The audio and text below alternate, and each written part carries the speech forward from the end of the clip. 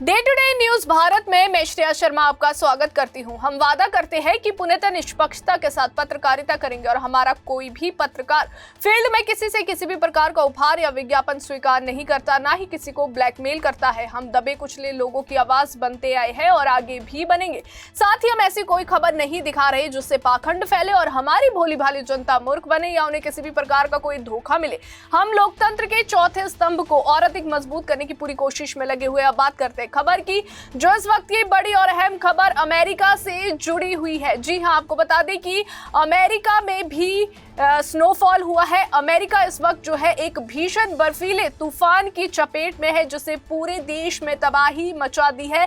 जैसे ही इस बर्फीले तूफान ने एंट्री ली, कई राज्यों में अगर बात की जाए अचानक अंधेरा छा गया। हालात इतने गंभीर हो गए कि 8,50,000 से ज्यादा घरों में कहीं ना कहीं बिजली पूरी तरह से गुल हो चुकी है। लाखों लोग मजबूरी में अंधेरे में रहने को विवश है और साथ ही आपको बता दें कि सर्द मौसम और बिजली कटौती ने लोगों की मुश्किलें कई गुना बढ़ा भी दी है। वहीं आपको बता दें कि ठंड से बचने के लिए हीटर और अन्य उपकरण भी काम नहीं कर पा रहे हैं, जिससे हालात और भी ज्यादा गंभीर बने हुए हैं। इस बर्फीले तूफान का असर सिर्फ बिजली व्यवस्था तक सीमित नहीं रहा। खराब मौसम की वजह से अमेरिका में हवाई यातायात भी पूरी तरह से ठप पड़ा हुआ है। अब तक अगर बात की जाए 10,000 से ज्यादा फ्लाइट्स को रद्द करना पड़ा है, जिससे लाखों यात्रियों की योजनाएं बिगड़ गई है।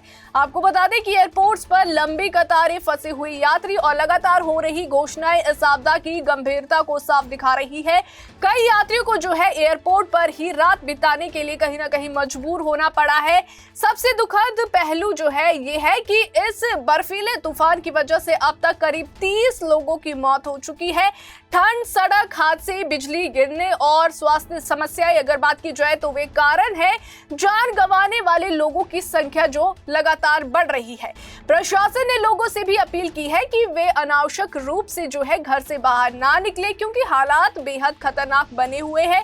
बर्फीले तूफान ने अमेरिका के पूर्वी हिस्सों को सबसे ज्यादा प्रभावित किया है। कई राज्यों में भारी बर्फबारी के साथ तेज बारिश देखने को मिल रही है। तापमान में अचानक आई भारी गिरावट के कारण ठंड ने जो है लोगों को जकड़ लिया है। कई इलाकों में सड़कें जो है पूरी तरह से बर्फ से ढक गई है, जिससे वाहनों की आवाजाही ठप हो गई है। फिसलन के कारण सड़क हादसों की संख्या भी तेजी से बढ़ रही है। नेशनल वेदर सर्विसेज यानी NWS ने पहले ही इस तूफान को लेकर जो है चेतावनी जारी कर दी थी। रविवार को जारी चेतावनी में साफ कहा गया था कि लोगों को फिलहाल इस बर्फीले तूफान से राहत मिलने की कोई उम्मीद नहीं है। मौसम विभाग ने चेताया था कि घर से बाहर निकलना जानलेवा कहीं ना कहीं साबित हो सकता है। इसी वजह से लोगों से अपील की गई थी कि वे अपने घरों में ही सुरक्षित रहे और बेहद जरूरी होने पर ही बाहर निकले। आपको बता दें कि पावर आउटेज से जुड़े आंकड़े हालात की गंभीरता को और स्पष्ट करते हैं। पावर आउटेज ट्रैकर के मुताबिक जो है करीब 8,50,000 लोग बिना बिजली के जीवन गुजारने को कहीं ना कहीं मजबूर है।